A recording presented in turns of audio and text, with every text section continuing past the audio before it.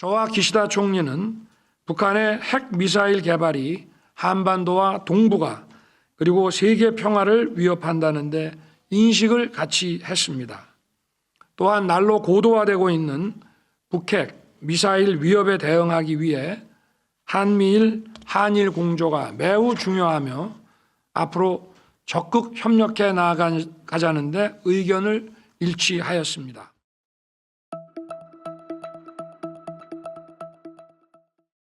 저도 조금 전 정상회담에서 우리 지소미아 완전 정상화를 선언했습니다. 그래서 북핵 미사일의 발사와 항적에 대한 정보를 양국이 공유하고 대응할 수 있도록 해야 된다고 생각합니다. 예, 안녕하세요. 윤 대통령이 일본에서 엄청난 성과를 거둘 것입니다.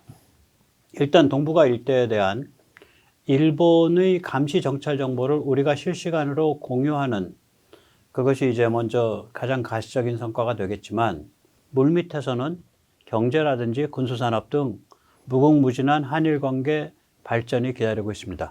한일 관계의 새 지평이 열릴 수 있는 그런 시대가 됐습니다. 이제 그러나 이럴 때일수록 우리가 근본부터 뿌리를 살펴봐야 합니다. 예, 여기서 잠시 세뇌 탈출 잘 구독료 부탁 말씀 올리겠습니다. 아시다시피 세뇌 탈출은 광고가 잘 붙지 않습니다. 붙더라도 천천히 붙는 그러한 경향이 있습니다. 도와주시면 보다 좋은 컨텐츠로 찾아뵙는데 커다란 힘이 되겠습니다. 지금 이 친중 친북 좌파들이 떼창으로 공격을 하고 있는 이슈가 있죠. 네, 바로 강제징용 문제입니다.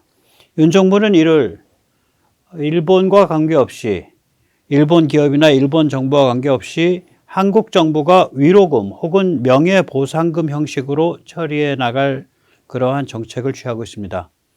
도대체 이 문제가 무엇인지 경기대학교 조성환 교수님을 모시고 하나하나 차분히 짚어보도록 하겠습니다. 예, 안녕하세요. 네, 안녕하세요. 제가 항상 그렇듯이 좀 다짜고짜 묻겠습니다. 네네. 일본 정부가 강제징용에 대해 배상할 책임이 있나요? 없죠. 정부가 배상할 책임은 없습니다. 왜냐하면은 우리 대법원에서 이제 2018년 황당한 어떤 판결을 좀 내렸습니다.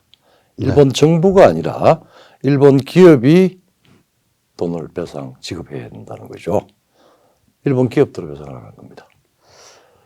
제가 잘은 모르지만, 예. 그럼 이게 민사재판이잖아요. 그리고 이제 원고가 이제 그 강제징용의 피해를 당했다고 하는 사람들의 후손일 거고, 주로. 예. 본인들은 돌아가셨을 거고. 예. 그 후손들이, 일본 기업에 대고 말하자면 이게 배상금이라는 건 일종의 채권인데. 그렇죠. 이 시효가 있을 텐데 예. 기업에 대한 배상금 내라 이 시효가 있을 텐데 왜냐하면 행위 자체가 한 1945년부터 따져도 한 73년 지났잖아요. 예. 이 2018년 대법원 판결에서는 이 시효 문제를 어떻게 해석을 한 겁니까, 그러면? 이게 정확히 2012년에 대한민국 대법원의 김능환 판사가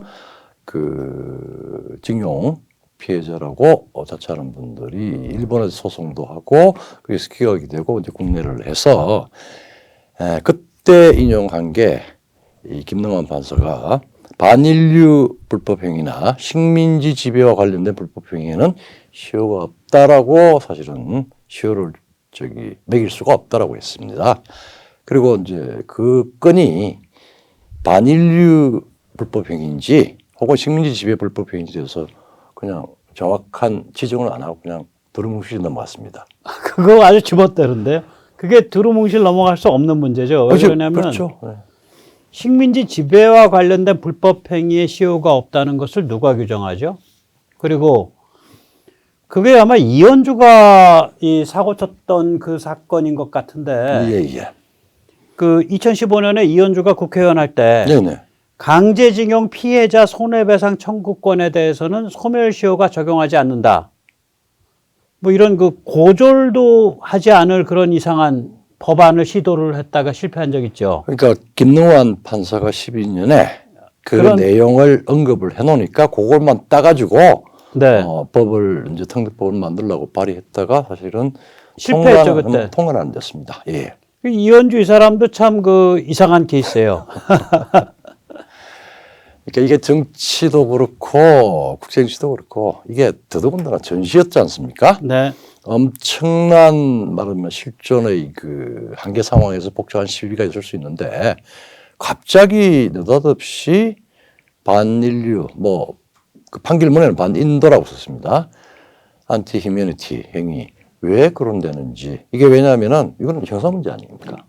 그리고 네, 반인류 범죄는 형사 문제. 형사 문제. 그리고 네. 또 이건 또 국내 문제가 아니라 민사재판이 국제 형사재판에서 아주 예외적으로 다툴 수 있는 부분입니다. 네. 그리고 이제 그걸 이제 이제 판결하고 난 뒤에 2018년 한국 대법원 소위 문재인 정부와 김명수 대법원장 시기에 이 민사재판의 최종심을 다루면서 스스로 반인류 범죄 처단 국제재판정을 자체한 겁니다, 사실은.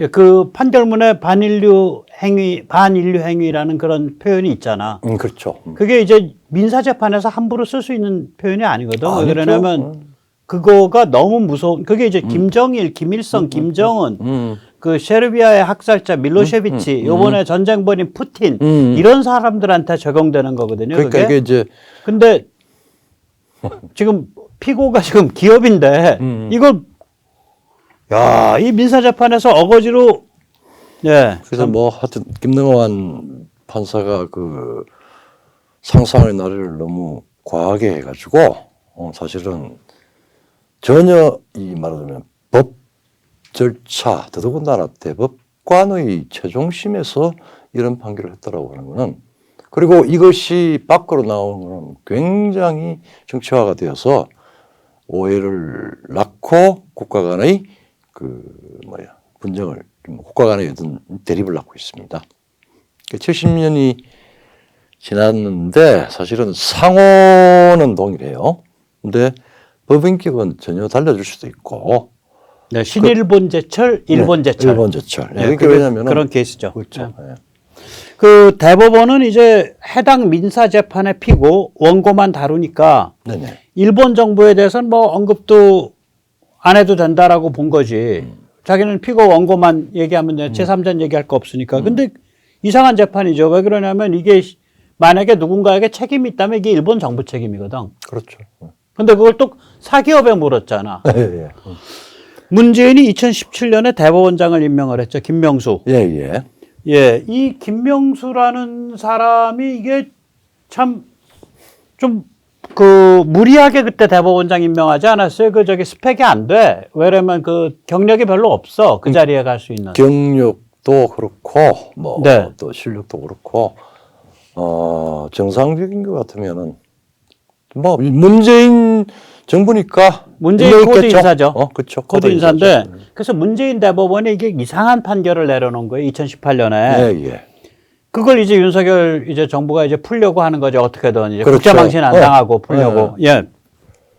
그러니까 더 황당해지는 케이스인데 제가 좀 이거 보다가 좀 생각이 드는 게 뭐냐면 이게 배상이 성립하냐? 네, 그렇죠. 사기업은 시효 때문에 성립이 안 되고 일본 정부는 1965년 한일협정에 의해 포괄적으로 계산이 끝난 거다라는 게 저 같은 사람들의 생각이거든. 그러니까 대법원 판결이 황당한 게 이게 책임이 있다면 일본 정부한테 책임이 있는 건데 이걸 또 돈은 또 일본 기업 따로 내라 그러고 좀 생각 있는 대법원이었으면은 일단 기업은 피고로 성립을 안 한다. 이게 소를 제기하려면 이기든 지든 간에 일본 정부를 상대로 소를 제기해야 된다. 그렇죠. 이게 이렇게 판결했어야 되는 거 아닌가?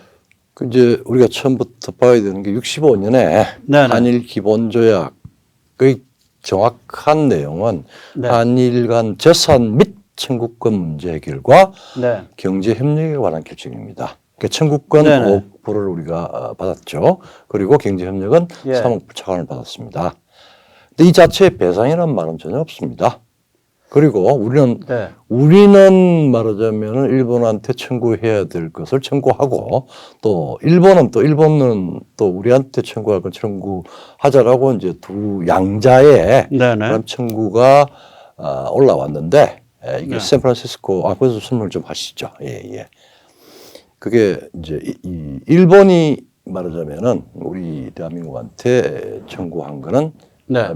미국에 의해서 이제 그건 아니다라고 샌프란시스코 조약을 들어서 그건 이제 각하가 되는 거죠. 그래서 대한민국의 대일 청구권만 가지고 그러니까 배상이라는 컨셉이 아니고 전혀 이제 아니죠. 예. 이게 왜 배상이 아닌지는 또 조금 이따 말씀을 드릴게요. 예. 아무튼 2018년 문재인 대법원의 판결 논리는 이렇습니다. 한일 청구권 협정의 협상 과정에서 일본 정부는 식민 지배의 불법성을 인정하지 않은 채 강제동원 피해의 법적 배상을 원천적으로 부인했다. 이에 따라 한일 양국 정부는 일제의 한반도 지배의 성격에 관해 합의에 이르지 못했는데 이러한 상황에서 강제동원 위자료 청구권이 청구권 협정의 적용 대상에 포함되었다고 보기는 어렵다. 뭐 대충 이런 얘기인데 사람들은 흔히 1965년 그 한일 협정에서 받은 돈이 배상이라고 생각을 해왔잖아요. 이제 그렇게 정치적인 단어로 네, 흔히 그렇게 생각을 해왔는데 되도록 분위기가 한 네, 그런데 있었죠? 실제로는 뭐냐면 1945년 샌프란시스코 체제가 들어섰을 때 예. 식민지 지배에 대해서는 배상이 없어요. 지금까지 존재하지 않습니다. 예. 그러니까 이게 식민 지배에 대해서 여기 보면 식민 지배의 불법성을 인정하지 않은 채 예. 식민 지배는 불법이냐 합법이냐를 안 따져. 힘의 문제죠. 힘과 정신적 물질적 힘의 문제지. 예. 이게 좀 뭐 하자는 얘기인지. 그래서 그런데 배상받은 나라 있지 않아요? 필리핀, 베트남, 타이, 미얀마. 전쟁 배상입니다. 전쟁 배상. 예, 그러니까 말하자면 전쟁을 치르면서 네.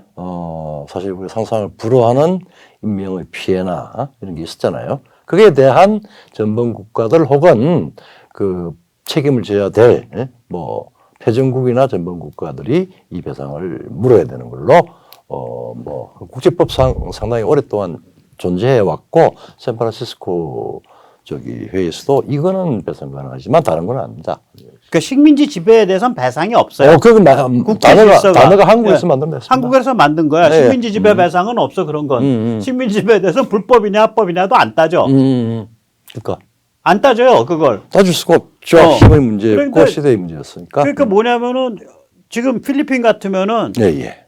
원래 그 미국 식민지였잖아. 예. 일본이 점령군이 들어오니까 필리핀 사람들이 수만 명이 죽어나가면서 전투를 이제 치렀다고요. 예.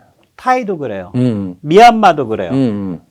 그러니까 거기는 전쟁 당사국이야. 당사국이죠. 예. 그리고 훨씬 잔인하게 죽었어요. 막 그렇죠? 10만 명 이상 죽고 그랬어요. 베트남도 그렇고. 그래서 그쪽은 전쟁 당사국으로 싸웠으니까 전쟁 배상을 받은 거고 예. 식민지 배상이라는 건 존재를 안 하는 거죠. 그래서 이제 그것 때문에 서로 청구권을 차액을 이렇게 계산해서 준다. 예. 그런 식의 이제 명분을 다른 거죠. 그렇죠. 예. 그래서 이제 그때 이제 말씀하셨듯이 그러면 한국이 일본한테 줘야 되는 것도 있지 않냐. 예를 들어서 일본이 여기 투자해 놓은 무슨 철도, 발전소, 개인 뭐 개인 주택, 소유권, 뭐 이런 거. 근데 그거를 미국이 딱 막았죠.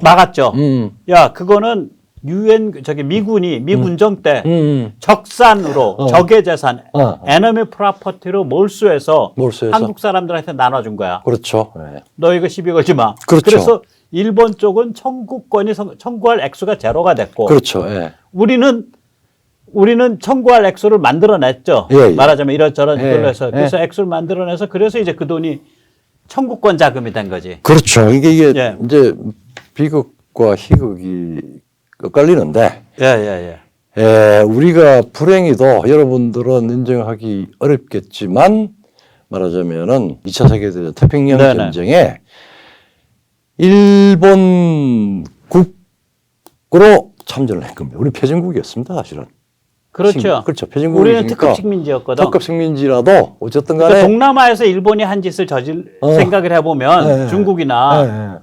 우리는 거의 준전범 국가야 국제법상으로. 더더군다나 그게 이제 네. 뭐 태국 그렇게 같은 돼요. 경우에는 독립국가였고 뭐 하여튼 되게 주권 국가로 어쨌든 명맥을 유지를 하고 있었던 국가들이 이제 말하자면은 일본에 부역을 혹은 하고 싸우고 혹은 이제 그 베트남 같은 경우에는 베트남은 이제 프랑스의 가 군인으로서 프랑스 쪽으로서 일본과 싸웠고, 싸웠고, 예. 필리핀은 미국 쪽으로서 일본과 그렇죠. 싸웠고, 예, 예. 그다음에 미얀마는 아마 영국이죠. 예, 그렇죠. 영국으로서 일본과 싸웠고, 예, 예. 그런 히스토리가 다 있는 거죠. 그렇죠. 거기에. 그러니까 전성국과 전패국의 그 정확한 명암이 있었는데 우리는 독립을 했다라고 이야기를 하지만 사실은 패전국 일본에 속해 있었어요. 그러니까 거의 그렇게 보죠. 그 국제관계에서 냉정하게 보면. 국제관계에서 어쩔 수 없는 현실입니다. 그러니까 우남 이승만만 없었으면 우리는 거의 전범 취급당해. 그렇지. 맞아요. 이제 지금 우남 이승만이 여기에가 한반도에 한국인이라는 민족이 있고 여기 우리가 반일을 하고 있고 우리가 현대 문명을 엄청 좋아하고 이런 거를 계속해서 어필을 해놨잖아. 그러니까. 베스트셀러 책도 만들고. 그러니까 우리가 우리 식민지로서 일본의 어떤 그 태평양 전쟁에서 우리가 강력한 무력 투쟁으로 그런 거는 힘은 미약했지만 아주 정신적 힘은 강했죠. 정신적 호소력과. 힘과 그다음에 그 말하자면 사실상의 외교력 예. 이런 것들이 강해서 그런 멍에서 벗어났습니다. 네. 근데 문제는 뭐냐면은 그러니까 우남 이승만이 예. 왜 일본이랑 국교를 다시 정상화하는지 다 알겠어. 이유가 둘인데 예. 일단 국교를 정상화하면 예. 사람들이 다시 외색에 물들잖아요. 그렇죠. 36년이나 일제기를 받았으니까. 두 번째는 뭐냐. 국교를 정상화하면 일제가 일본에 적산 내놔. 예. 우리 그거 저기 약수동 장충동에 있던 네. 우리 집들 네. 우리 일본인 집들 200채 뺏겼어. 그걸 계산해 줘. 이러고 나올까 봐. 천문학적이죠. 천문학적이라고. 그러니까 이제 희극은 어쨌든 간에 그 미국이 주도하는 이제 그야말로 새로운 이제 세계 질서가 만들어지면서 이 연합군 전성국이 특히 다 군국주의, 전체주의, 파시즘 이런 국가를 제압을 하면서 그때 이제 전쟁 범죄까지도 말하자면 형사적으로 처벌을 하는 이런 걸 했고 그래 가지고 그 두 가지 요소 중에 차액을 지급했다 그러면 사실 청구권도 우리한테는 엄청나게 불리하게 작용을 할 수 있는 여지가 있습니다. 근데 그러니까 이제 적산을 계산하면 우리가 엄청 물어줘야지.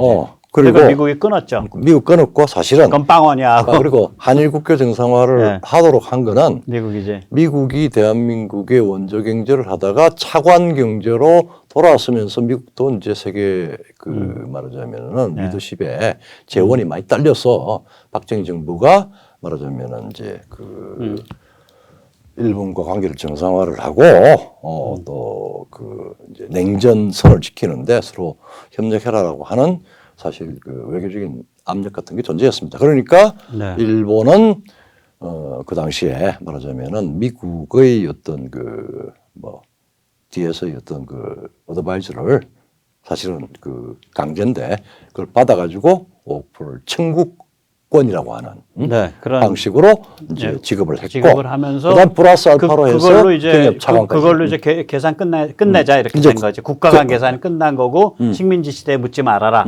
그리고 그렇게 그때 마감을 진 거지. 그 조약에 그게 있습니다. 국가 간 청구권으로 성립된다. 그리고 네. 개인의 청구권은 할 수 없게 네. 만들어놨습니다.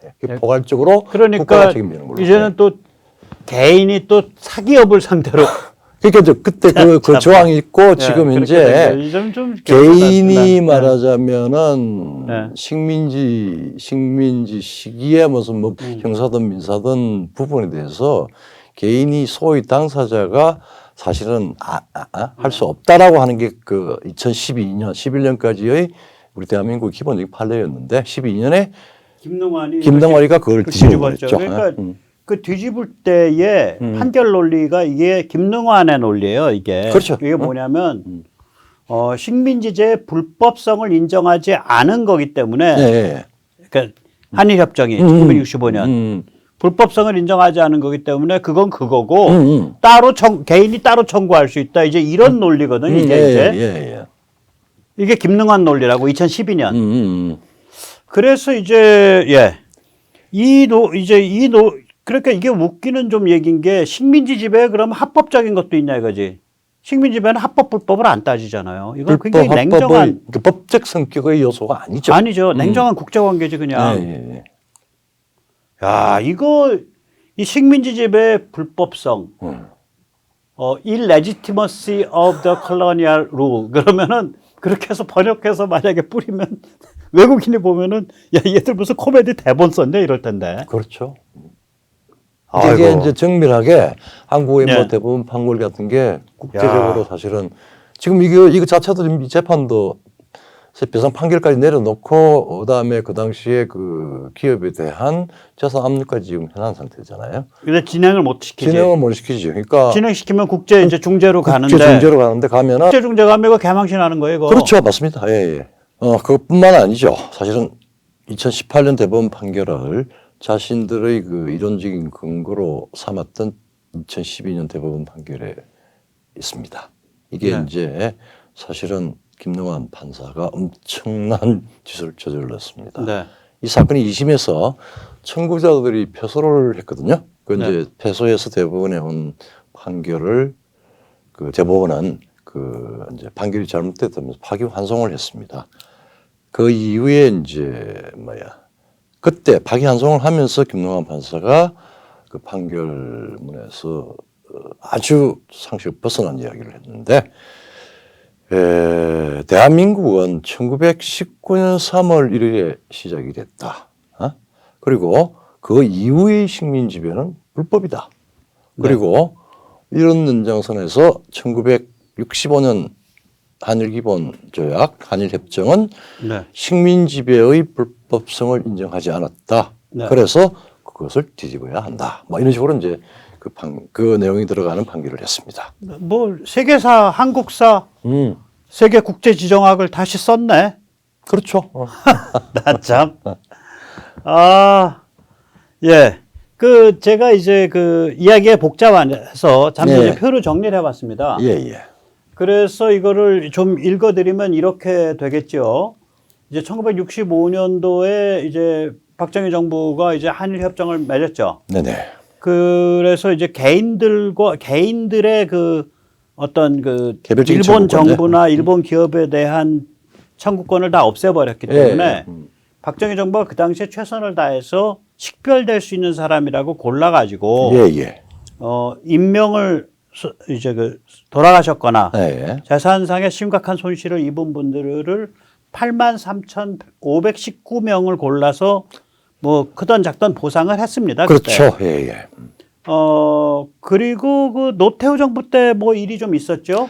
이제 이 노태우 정부 바로 이제 일본과의 그 설린 협력 관계를 더 돈독히 하기 위해서 여러 가지 일을 했는데 그때 일본 아키토 이제 전왕이 이제 먼저 그 통석의 위험이라고 해서 식민지 지배에 대한 뭐 어떤 그 소외를 이제 뭐 사과인지 뭔지 모르겠지만 하여튼 마음이 아프고 후회된다는 뜻이죠. 그렇죠. 그건 이제 그걸 발언했고 즉 그러면 가장 높은 단계의 그 일왕을 초청을 해서 서로 우호를 이제 한번 정말 한번 국민을 바꿔보자라고 해서 초청 여러 가지 이제 교섭을 하는 가운데 그 이런 위안부 문제 징용 그 피해자들 뭐 이런 사람들에 대해서 한국 정부가 65년에 말하자면은 개인 청구권을 일단은 인정 안 했기 때문에 여러 가지 문제가 있을 수 있으니까 그거는 한국 정부가 그만큼 번영하고 발전했으니까 우리의 자존심을 위해서라도 우리가 보상하는 게 맞다. 우리가 보상할 테니 명예보상금이지. 명예보상금이지. 위로금이죠. 예, 예, 예. 배상이 아니라. 네. 이제 그런 걸로 해서 상당한 아주 깊은 단계 이야기 같다고 상당한 합의까지 됐는데 이게 자민당 또 우파 네. 강경파들이 일어났어요. 그래서 뭐 또 서로 속을 갈갔습니다. 네. 예. 그러고 난 뒤에 이제 일왕방한이 예, 예. 무산이 되고 예. 그러면서 노태우 정부가 추진하던 노태우 정부도 이런 문제들에 대한 한국 정부의 그 일방적인 예, 예. 그러니까 한국 정부가 그냥 알아서 예. 명예보상금 위로금을 지급하는 그 방식을 노태우 정부도 드랍했죠. 들어갔죠. 왜냐하면 또 뭐 여론적인 예, 부담도 있고 뭐 또 상호주의, 호혜주의도 상호주의도 잘 안 예. 되고 하니까 그렇게 됐습니다. 예. 그 다음에 이제 노무현 정부 때 예. 2004년도 3월에 네네. 일제 강점 아래에서 강제동원 피해 진상규명에 대한 특별법이라 그래서 이게 이제 진상규명위원회가 구성이 되는 그런 법이 만들어졌어요. 그렇죠. 예. 그런데 이 위원회의 마지막 결론이 뭐냐? 노무현 정부 때 일입니다. 네. 일본 측이 아니라 한국 정부가 명예보상금을 지급해라. 그렇죠. 그게 노무현 정부 때의 위원회의 마지막 결론이에요. 결론이고 그래서 거기에 따라서 네, 거기에 이제 따라서 노무현 정부가 위 권고에 따라 예. 72,631명에게 명예보상금. 지급했습니다. 그때 이름 정식 명칭이 명예보상금이죠. 네. 요번에도 가면 명예보상금 이렇게 돼야 될 거예요. 그래 될 겁니다. 예. 그걸 지급을 했고요. 그런데 그러고 나서 이제 다 이제 또 잘 마감된 것 같았는데 아까 말씀드린 그 김능환 대법관이라는 예. 사람이 2012년에 황당 판결을 했는데 그 판결의 취지가 예. 대한민국은 3.1운동 때 시작했습니다. 일본은 그 이후는 전부 불법 지배입니다. 이러한 일본 지배의 성격을 규명하지 않았기 때문에 한일 협정에 의해서 뭐 배상을 뭐 할 길이 막혔다라는 건 다 개소리입니다. 이런 취지의 판결을 했다고 2012년 그렇죠. 김능환이가. 그러니까 개인 청구권, 개인 배상권 있다라는 그리고 판결을 한 거야. 그래서 이제 일이 확 꼬여버린 거죠. 그렇죠. 그러니까 이제 그 다음에 2018년에 문재인 대법원이 예. 이제 2012년 김능환 판결을 근거로 그 다음에 이제 그 일본 정부도 아니고 예. 일본 기업에게 배상 판결을 때려버린 그렇죠. 거죠. 이게 말하자면은 그 청구 취지와 행위 능력에 대해서 2012년에 개인 배상권을 인정을 했고 2018년에 기업에게 배상 그러니까 시효도 인정 안 하고 시효 인정 안 하고 시효도 인정 안 하고 만약에 이게 정부가 아니라 사기업이면 시효가 인정돼야 될 거 아니야. 그렇죠. 정부라 그러면은 이게 그 다음엔 정부에 가서 따져라 그러면 그때 또 정부를 상대로 재판을 하면 되는데 물론 지겠죠. 그렇게 되면 일본 정부를 상대로 하면. 그러니까 이거는 원천적으로 그때 이제 박정희 정부 때 한 8만 명 챙겨드렸고 예. 노무현 정부 때 한 7만 명 또 추가로 챙겨드렸는데 예. 그러고도 뭔가 이렇게 좀 맺힌 게 많은 분들은 예. 또 국가가 살만하니까 예. 그건 우리 내부에서 결정을 해서 예. 그 뭐 명예보상금이든 뭐 이런 식으로 해서 또 왜 그러냐면 그때 일본 자금을 가지고 한국 경제가 성장하는데 종잣돈이 됐잖아요. 그렇죠. 결정적인 중요한 기여를 했죠. 결국 그거하고 저기 이제 월남전에서 벌어온 돈, 그다음에 독일 광부 간호사가 벌어온 그렇죠. 돈, 그 세 가지가 종잣돈이었거든. 그렇죠. 우리가 종잣돈이죠. 종잣돈이었단 말이죠. 그러니까 지금 우리가 이 정도 먹고 사는 거에 다 그런 그분들의 그런 희생이 밑바닥에 깔려 있는 거니까 네네. 배려 또 보상도 해드려야 된다면 하면 되는 거지 뭐. 그렇죠. 근데 그거를